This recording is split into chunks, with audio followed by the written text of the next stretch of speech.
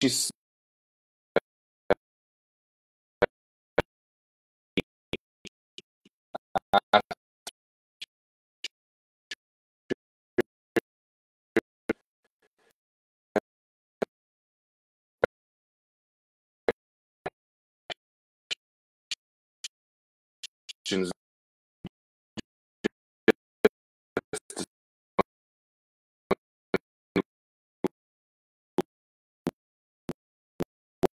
well covered.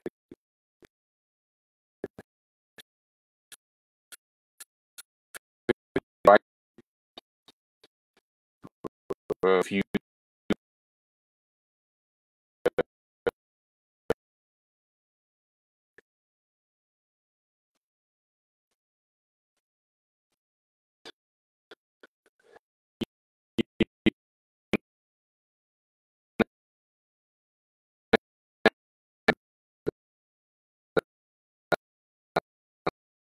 to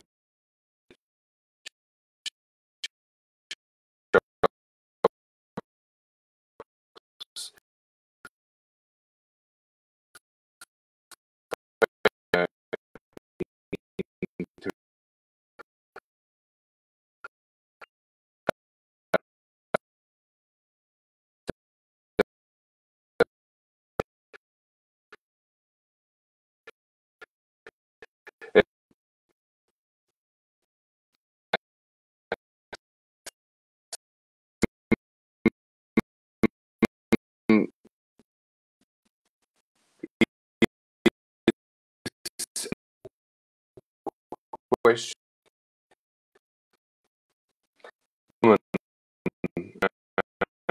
Um, we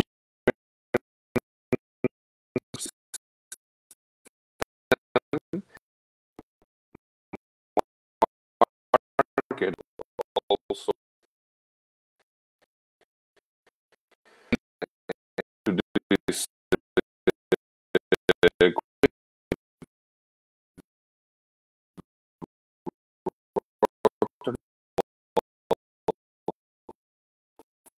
file.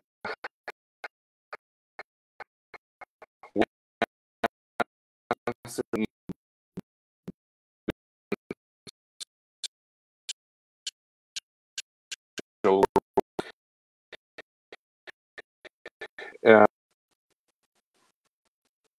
systems, uh, family of rotor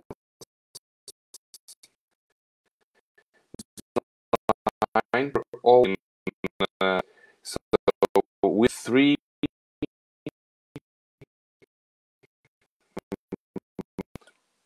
is E3 as base. We get a small Azure are the extension pack with additional sizes for the big canals. E3 Azure Small are the package for clinical situations when we have to deal with narrow and curved canals, and for the most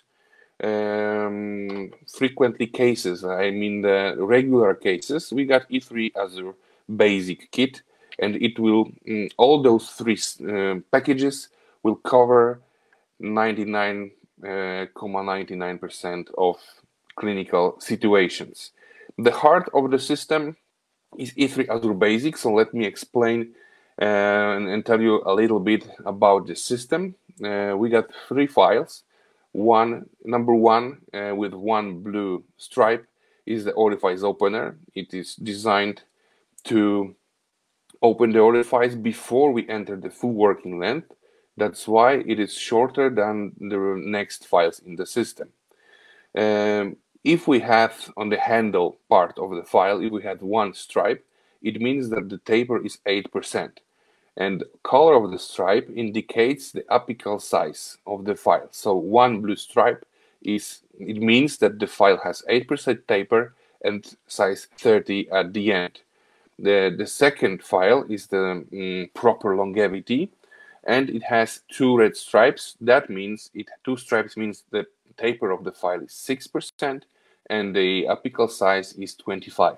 And the last one is has 3 blue stripes on the handle. So it means the taper is 4, because 3 stripes indicates taper 4, and the color of those stripes, blue color, indicates that the apical size is 30. And let me explain you how shall we work with this system. At the beginning, when we open the cavity, endodontic cavity, and we locate the orifices and scout with the manual file, I'll scout with hand file size 15 according to ISO standardization. And then I use this file number 1 to open the orifice. I keep shorter in the canal than the file number 15 goes to the canal. And I'm selectively scrub the wall that I want to remove more, and I want to remove dentine on this wall, and then I create entry to the canal. So I do the apical, I do the coronal pre-flaring. After this step, I'm trying to determine the working length. And normally I use file number 10 and connect it to the apical, to the apex locator. And then when I measure the full working length, I'm creating a glide path with hand files or easy path. The easy path is the novelty, is the rotary system that can replace the manual files preparation of the glide path. And I will describe it more in a second. When I measure the full working length with file number 10, then I create a glide path. In normal cases, I'm using manual files to create the glide path. So we need file number 10, 15, sometimes 20, depends on the case. And we can create these manual files very easy. So easy path, the rotary system for creating the manual preparation of the glide path, is necessary in complex and more complicated cases. In normal cases, we can skip using the rotary files, we can use manual files. So this is also an answer to the second part of the question: do we always need to use manual files? And the answer is yes, we always need to use the manual files to scout the canal and establish the full working length. After this, we can use rotary file to create the glide path, the easy path, and then after creating an easy path, we can do the shaping protocol with rotary files. So we can minimize the amount of the manual files to file number 10, and then we can go to rotary. But is it the best way all the time? I don't think so. In broad canals, straight canals, for example, upper central incisor, the quickest way to create a glide path is to take after file number 10, take file number 15. And it took like 10 seconds and we got glide path. We can go with rotary files, skipping the easy path part. But if the case is more complicated, we need to quickly and predictably create a glide path. And it's more predictable when we do this with easy path system. But going back to this step-by-step procedure with the Endostar E3 basic set, after we open the orifice and create the coronal pre-flaring, measuring the full working length, and creating the glide path, we are taking file number 2. I will remind you 25 and taper 6, and we are trying to reach the full working length with it. We don't use the force to create the space to the full working length at one time, at one attempt, because the size and the taper is quite big of this file. So in the narrow canals, it will not go easily to the apical area. So we can divide it into few steps. When we feel the resistance on the rotating file inside the canal, we can just clean it, flush the canal, and again try to reach some deeper parts of the canal. So at easy cases, it will take like single length technique. We can make it all up to the end. And in more narrow canals, we can divide it into 2 or 3 steps. Then when we reach the full working length, we should check the confirm and check the working length with the K file number 10 connected to the apex locator. And then we can go to file number 3 with 3 blue stripes, size 30 taper 4. And this file has smaller taper than the previous one, so it is bigger in the apical area. So it will create only some additional space for irrigation in the last 2 or 3 millimeters of the canal. The rest of the canal is already shaped by the file number 2. And then we should check the apical diameter with night-eye hand file, and this side is this size proper to finish the preparation. If it's not proper and the canal is bigger, size 30 taper 4 is not enough, we can choose the additional pack E3 Azure Big. It's just the 3 additional files. All of them are 4% taper, and sizes we have 35, 40, and 45. And they are designed to work at the single length. So we use this file always after we use E3 Azure Basic, and if the size 30 taper 4 is not enough. So in quite easy cases with the big and straight canals. And in that situation, when we have the big and straight canal, we don't need to use easy path as a rotary file to create in the glide path. But in the next group of the files, E3 Azure Small, they are dedicated to the more complex canals, narrow and curved. And for that reason, Poland company also developed last month the new product, Easy Path, for creating glide path, because creating glide path is the most difficult part when we deal with narrow and curved canals. Manual creation of this glide path, it's always a huge problem, and it's much more predictable and much more easy when we use this rotary system, Easy Path. The system is, I think the word system for this is too big because it's just single file. So we create very quickly and predictably glide path just with one file, Easy Path. It's great, and it's designed with exceptional taper. The variable decreasing taper, so only in the last few millimeters, 3 or 4 millimeters, we got 4% taper, the rest is smaller, so we have more flexibility of the file. That's why exceptional variable and decreasing taper is something that is specific for this rotary file. Also, the apical size is specific because it's 14. So it is something between 10 and 15. So as I mentioned, we always need to use at least a manual file size 10 to measure the longevity of the canal, to scout the canal, and after that we can put away the manual files and take this perfect file to create the glide path. Taper 4 in the last millimeters and exceptional size 14, and the rotary files with the modified night-eye alloy. Also, the cross-section is changed. We have a cross-section here is also an S file, but with some large instrument core. Because the size and the taper are small of the file, we need to change something in the cross-section to create some something that will be not extremely flexible, and we can put it into the narrow and curved canal. That's why the instrument core is enlarged in this model. And also we have here safe non-cutting tip. So it is important to use at least one manual file size 10 to smooth a little bit the rough canal, because the safe tip doesn't have an ability to cut the dentine. It is for safety reasons, because we don't need to create a ledge on the external curvature of the canal.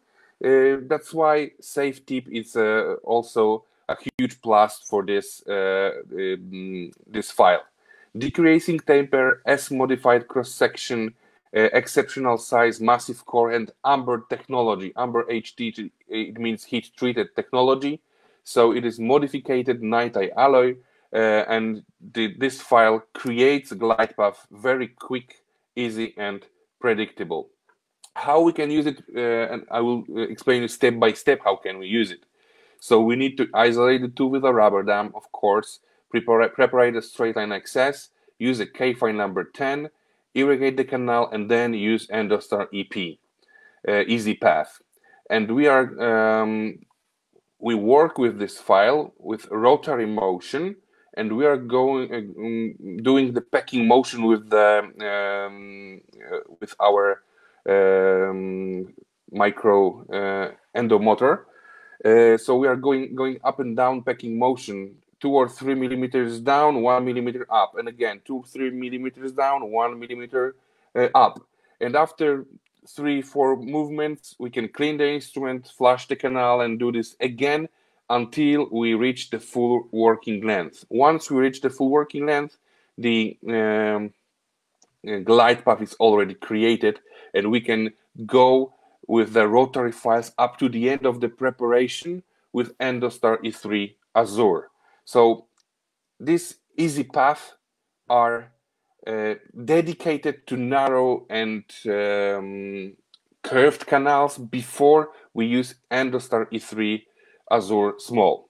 Recommended torque is 1 nanocentimeter, or if you are an experienced user, you can put this up to 1.5, and also recommended speed by the manufacturer is 300 rounds per minute, and also for more experienced users, we can take this up to 500 rounds per minute. And after that, the glide path is created, and we can go with E3 Azure Small.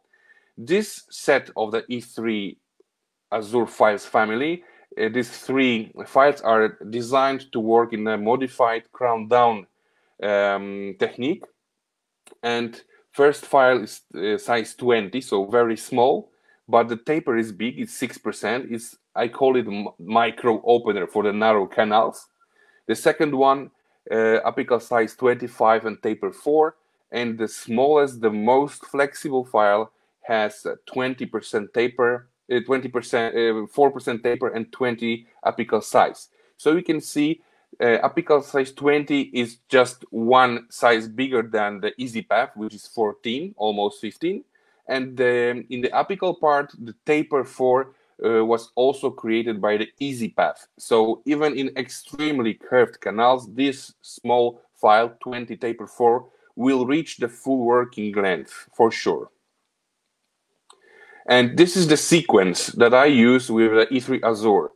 At the beginning of your journey with the Endostar E3 rotary files, start with the E3 basic, and if the file number 2 and 3 doesn't want to go inside the canal because it's too narrow or too curved, change to the E3 Azure Small. Once you gain some experience with this system, you can see on the preoperative X-ray that the case is dedicated to E3 Azure Small. So we can skip this step and start with the E3 Azure Small as a separate option of the system. And I do like this, so I don't always use E3 Azure Basic. I start with file with 2 yellow stripes, so taper 6 and apical size 20, and I create some also some coronal pre-flaring. Then I go with file 25 taper 4, a little bit deeper, but not to the working length, and then I switch to the smallest file in the set, 20 taper 4, and with this file I reach the full working length. So now I stop the crown down, step down procedure, but normally size 20 and taper 4 that I reach after this period is not enough to finish the mechanical preparation. So I'm doing now some modification. I'm going back to size 25, taper 4, and in this attempt, I'm reaching the full working length. If this file reached the full working length quite easy on one attempt, we can consider an option to take one file from E3 Azure Basic, size 30 taper 4, and also enlarge the canal and finish the preparation size 30 taper 4. If size 25 taper 4 is working very hard in the canal, it doesn't want to go easy inside, skip this next step and finish the preparation on size 25 taper 4.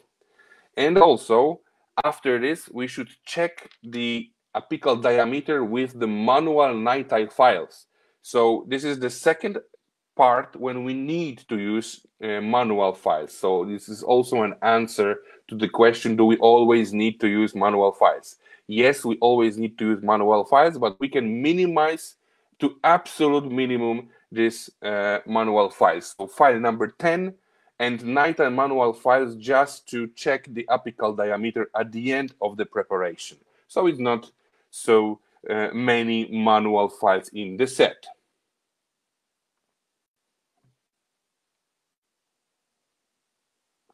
Second question, what kind of movement can I use while working with Endostar E3 Azure? And the answer is that with this file, which are also S-shaped files, S files in cross-section, we can use 3 different types of movement. The most popular movement is the rotary motion. I normally, in 90% of the cases, I'm using the rotary motion. It means it rotates and turning to the right, so clockwise. Because the design of the cutting edge is designed to cut more efficiently while it's turning to the right, to the clockwise. But also, this file can work with reciprocal motion. But we need to know that reciprocal motion means there is a part to rotate clockwise, but after some amount, some angle of this rotation is a counter-clockwise movement with a smaller angle. For example, 90 degrees clockwise on the right part and 30 degrees counterclockwise. So it goes, the one full circle is divided into many reciprocal movements to cover the full circle. And also, you need to know that the most popular reciprocating files, like reciproc or wave 1, they have a different design. Their cutting edge is more efficiently cutting while it's rotating on the left. So if you had already some endodontic motor to reciproc or wave 1, in this movement designed to the reciproc, E3 Azure will not cut efficiently. It will cut efficiently if we have more clockwise than counterclockwise. If you get full adjustable handpiece, you can adjust reciprocal movement and motion more to the right than to the left. And something interesting with this file, with Endostar E3 Azure, is the complex motion, the OTR motion that is invented by the Morita Corporation. And normally when we set the moment when the OTR movement starts, the torque that we reach, the resistance that we reach in the canal will start the OTR motion. So handpiece by itself decide when the OTR motion starts, and when the resistance is getting less inside the canal, it will go back to the rotary motion. So let me explain a little bit more about this OTR. The OTR means the optimum torque reverse. It's an innovative type of the file movement patented by Morita. So it combines the advantages of reciprocal movement and rotary movement. So it's something perfect when you like to work rough with the rotary files in the canal. If the type of the movement changes, it depends on the resistance measured inside the canal. So if the canal is not so narrow and the resistance inside the canal is low, you will shape the canal only with rotary motion. But when you push more the file inside the canal and the resistance goes up, the handpiece, like provider, will detect this increasing resistance and turn rotation into the OTR movement. What gives us the OTR movement when the resistance inside the canal is increasing? It helps to prevent jamming and fracturing the files, reduce the tool wear, and also reduce the preparation time, because we can still continue the preparation with the OTR movement. It's much more safe for us and for the patient. So one more time, how can we visualize this movement? With the normal situation, we got continuous rotation, and once the resistance inside the canal is increasing, the OTR movement starts on. So it goes a little bit left, like 90 degrees left. So it simulates the situation that we have in the canal when we are working with manual files, and we are working with watch winding technique. So we can a little bit simulate the watch winding with the manual, with the rotary files here. So, and one more time, what is the difference between the OTR movement and reciprocal movement? And I mean reciprocal movement here designed for reciproc and for wave 1. So normally when we work with the OTR and the resistance inside the canal is low, we have continuously rotation. And when the resistance is getting up, is increasing, the handpiece, the provider handpiece, change this movement into the OTR. So it goes like 3/4 of the rotary movement and 90 degrees counterclockwise movement. And again, the 3/4 of the clockwise rotation and 90 degrees of the counterclockwise rotation. And reciprocal movement is continuously the same. The resistance inside the canal does not change anything here, and it works 120% left and goes back, so counterclockwise, and goes right, so clockwise 30%. And again, 120% counterclockwise, 30% clockwise. So the E3 Azure files in this typical reciprocal movement will not cut efficiently because it cuts in clockwise movement, and clockwise movement in reciprocal movement is only 30. So we need to, if we want to work with reciprocal movement, we need to adjust this reciprocal movement 120 clockwise and 30 counterclockwise, so opposite than we can see on this slide.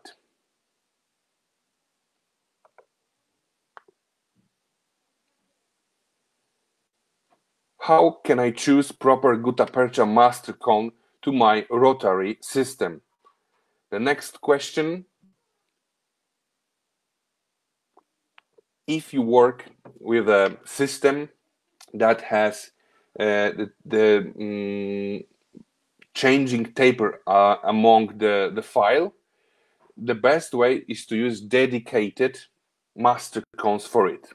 The E3 rotary file system is designed with the same taper. Each file has the same taper, but the system has variety tapers. So we in one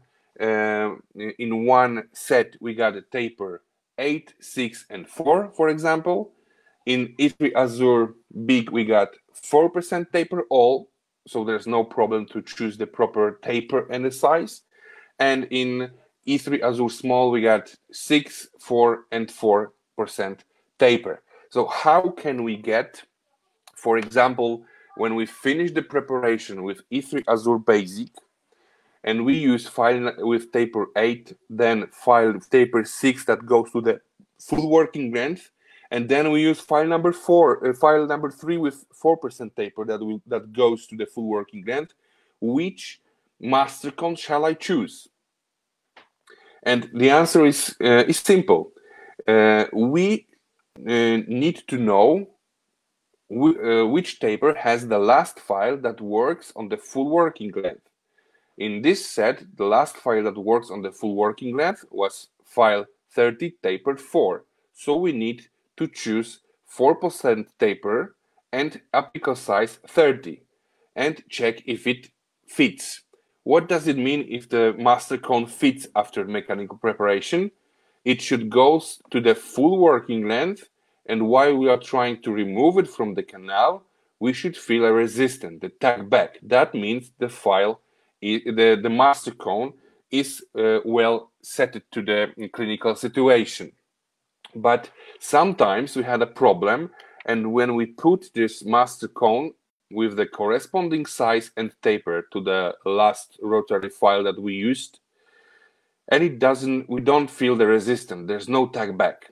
So we need to calibrate the master good aperture cone. We can use the calibrator, so we can put this master cone to the size that we want to calibrate and cut a little bit. And after that, we can check if it goes to the full working length again in the canal and if we feel the tag back. Sometimes even after the calibration with this calibrator scale, the master cone will not have a resistance at the full working length. So we need to cut it a little bit more, like half of the millimeter, and check again. It's because sometimes the apical anatomy is more complex. It's not the circle, it's more oval. So we need to cut a little bit master cone. And we need to remember, if we cut the master cone, for example, half of the millimeter, so the next time we insert this cone to the canal, it should go half of the millimeter deeper, and then we should check if we have a tag back. So it is quite easy to choose the master cone according to the taper of the last file that works at the full working length.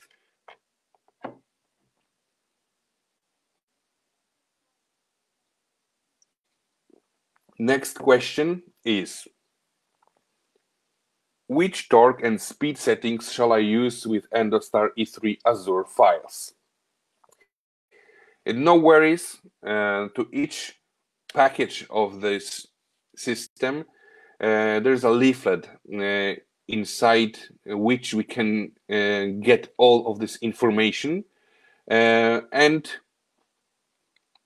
the speed, I mean rounds per minute, advised by the manufacturer is 300 rounds per minute. I prefer to work slightly faster, around 350, 380 rounds per minute, because I found more efficient cutting in this speed. And we can, and also the torque, we can change the torque between each files. And the common situation is, if the file is smaller, the torque should also be smaller. And we can have here the E3 Azure Basic, E3 Azure Big, and E3 Azure Small. And standard torque, it means for the general practitioners that have not such a big experience like an endodontist, and also advanced torque for those professionals that do a lot of endo and know this system well. And you can see that the all E3 Azure Big are 2.1 standard torque and 3.0 advanced torque. E3 Azure Small has a smaller torque, 1.2, and advanced torque is 2.1. And the different torques are among E3 Azure Basic, with the standard torque 2.4, 2.1, and 1.2. So each next file is smaller and has a smaller standard torque, but the advanced torque for the professionals that work with the system is 2.1.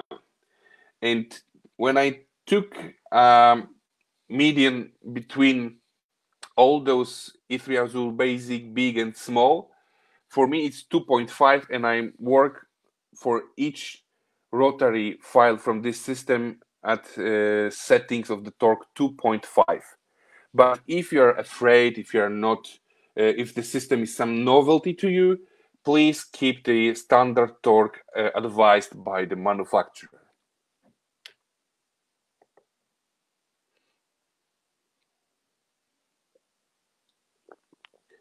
Very common question: do Endostar E3 Azure files separate in the canals? And the answer is yes, we can separate the file in the canal.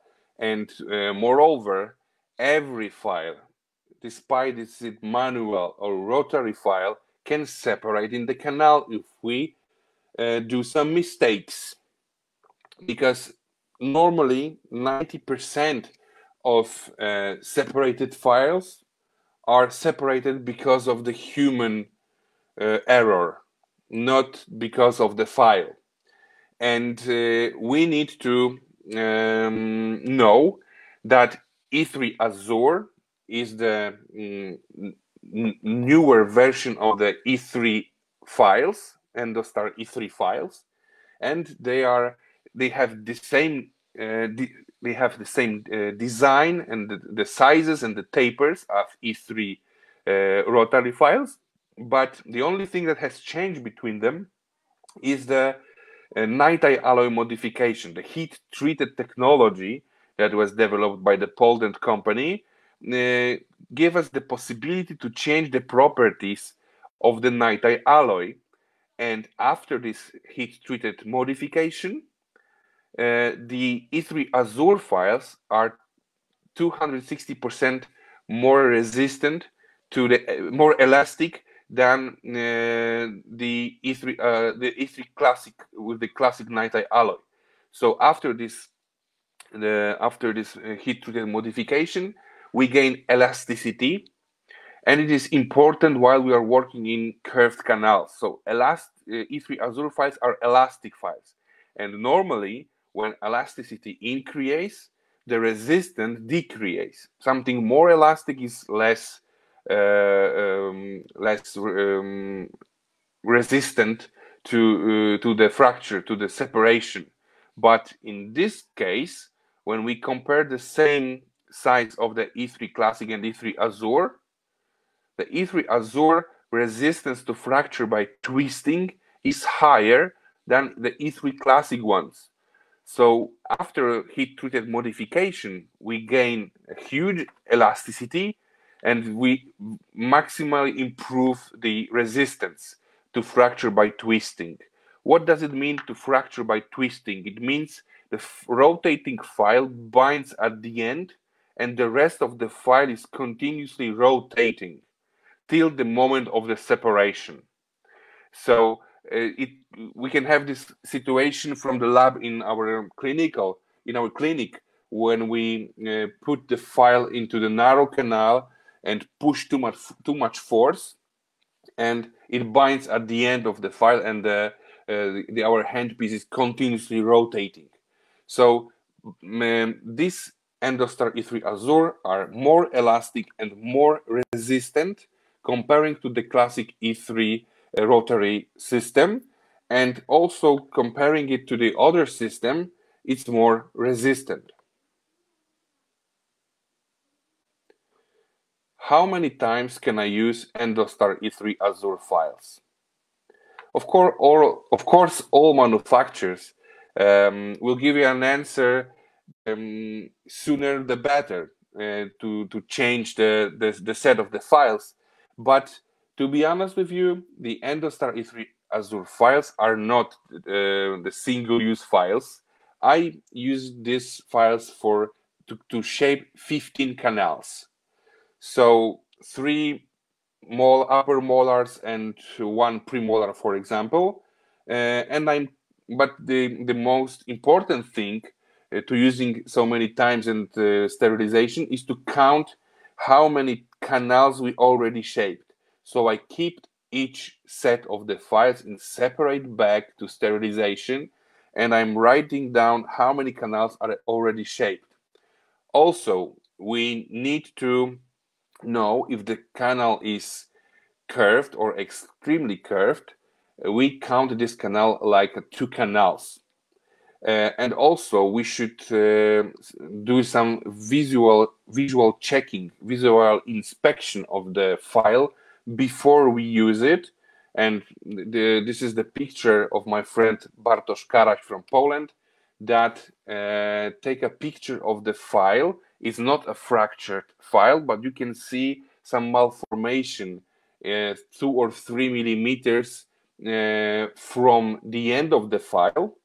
You can see that the cutting edge is going something wrong here. So if we see something like this, it means this file works too hard, and the next what it will do in the canal is separation. So if we see some malformation in the cutting edge, it's an also additional information to us to throw it away and take the new set of the files.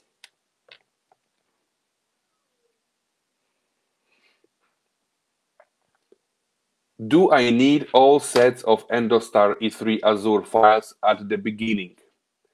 The answer is no. 75 up to 80% of the canal, you will need just Endostar Azure Basic. Once again, the slide with the whole family with Endostars. And as I said, majority of cases, E3 Azure Basic, you will just need those 3 files. E3 Azure Big are used in my office not so often because I'm an endodontist and I have to deal with narrow and curved canal, not with big and straight canal. But this additional set, let's say in my office, my practice is around 4% of cases. And so you don't need to have it at the beginning, the E3 Azure Big. Also, if you finish the preparation with the E3 Azure Basic up to size 30 taper 4, you can enlarge the canal with manual files, for example, if you don't have E3 Azure Big. And once you get experience with the E3 Azure Basic, you can try to buy E3 Azure Small for more complex cases. And for me, E3 Azure Small is the weapon of choice because, as I said, most canals that I'm dealing with are narrow and curved and not easy canals. So for me, E3 Azure Small are absolutely must-have. But for general practitioners, I think E3 Azure Basic as a beginning is the good choice, and after that you can buy some additional E3 Azure Small when you gain some experience.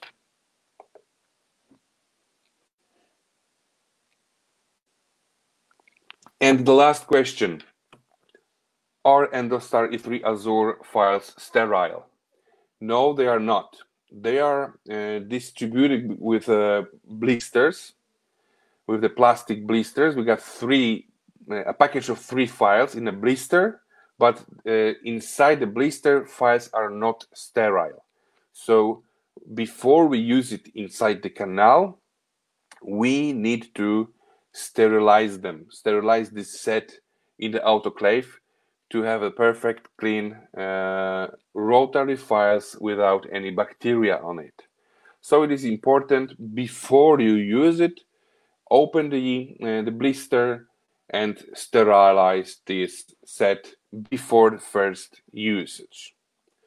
So that was the questions, that the compilation of the questions that we get together among my lectures and among hands-on courses, not only in Poland but also all over the world. So there are the most common questions. I hope you like the answers, and I hope also that you get some additional questions to me right now, and I can answer them. Let me switch to me. Hello again.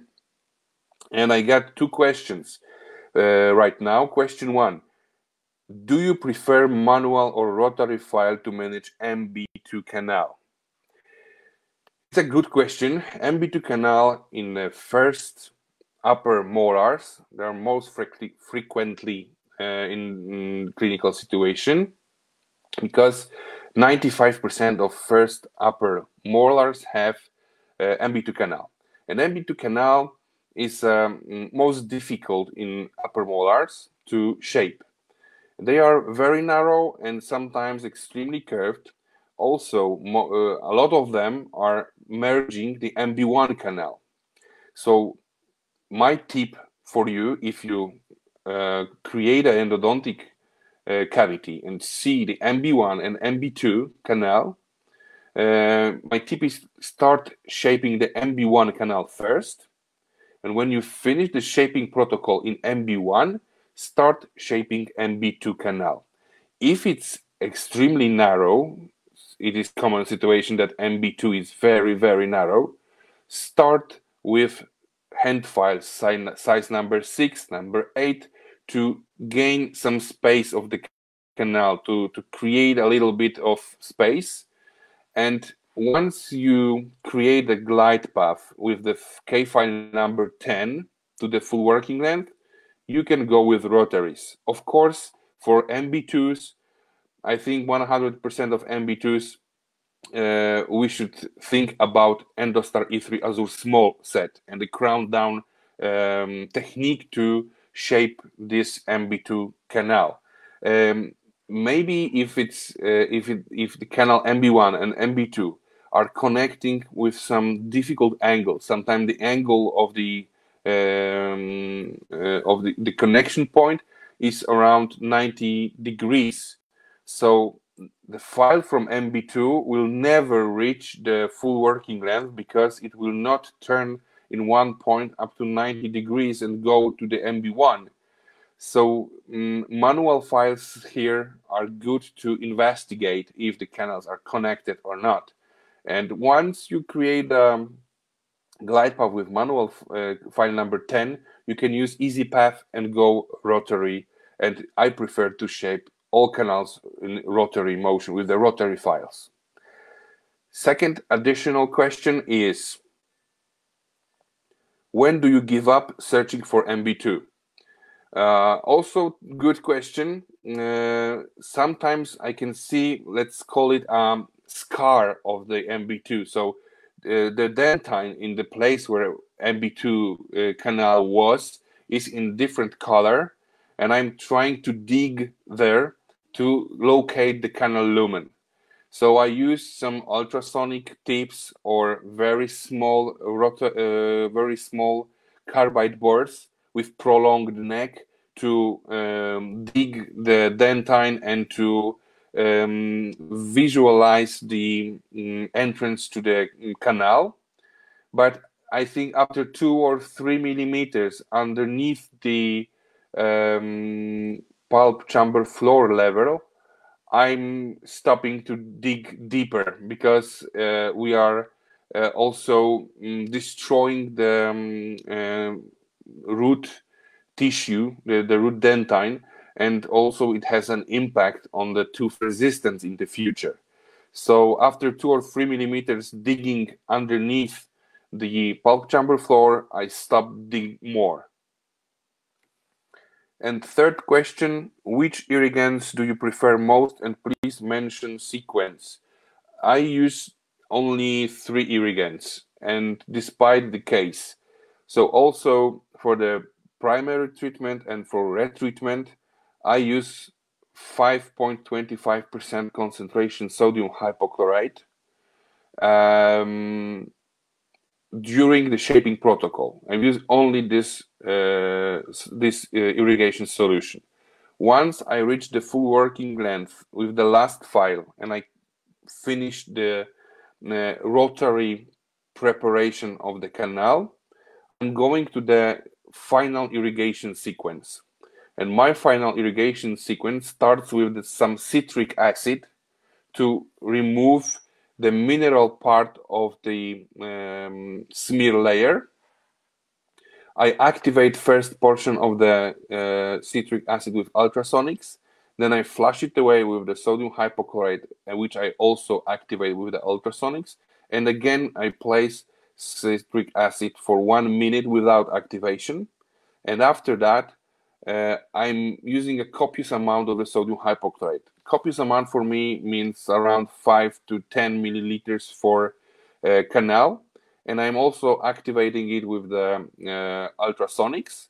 And as last irrigation solution for irrigation protocol, I use distilled water. After distilled water, I'm drying the canal and going to obturation part of the treatment. Okay, so thank you very much for these Q&A questions. I hope you enjoy it. And I also hope that my answers to the questions that were asked during the lecture were satisfying. And hope you are well. And this is, I think, the last opportunity to me to give you to wish you a Merry Christmas and all best in 2021. Thank you very much for your attention, and see you.